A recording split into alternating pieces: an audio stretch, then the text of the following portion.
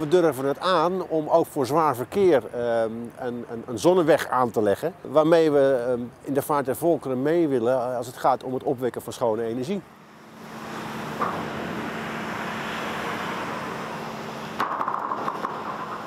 We hebben weinig ruimte in Nederland. En wat is er nou mooier dan ruimte die je toch al gebruikt, dubbel benutting geven, dubbele ruimtegebruik plegen.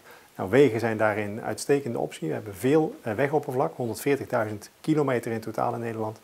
Als we dat een extra functie kunnen geven door er ook energie op te wekken, dan heb je geen extra ruimte nodig. Dus ik zal je ook nooit vertellen dat die zonnewegen nou zaligmakend zijn. Maar het is één van die schakels die we nodig hebben in die hele keten om te komen tot die energie-neutrale maatschappij waar we met z'n allen naartoe willen. We schatten dat tot maximaal een derde van het wegennet geschikt is.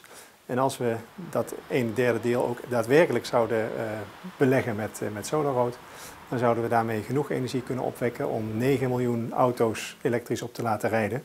En dat is het aantal auto's wat we nu hebben vandaag.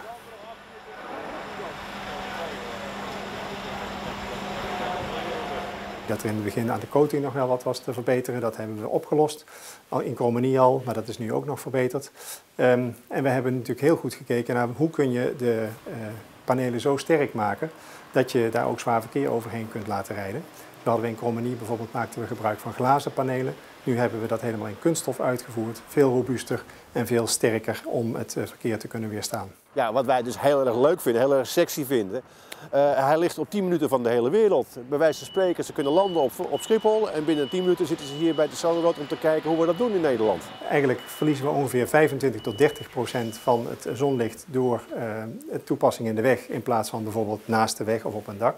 Maar die coating is dus zo gemaakt dat je niet er doorheen kunt kijken, maar het licht gaat daar wel doorheen en wordt dus ook netjes opgevangen door de panelen die eronder liggen.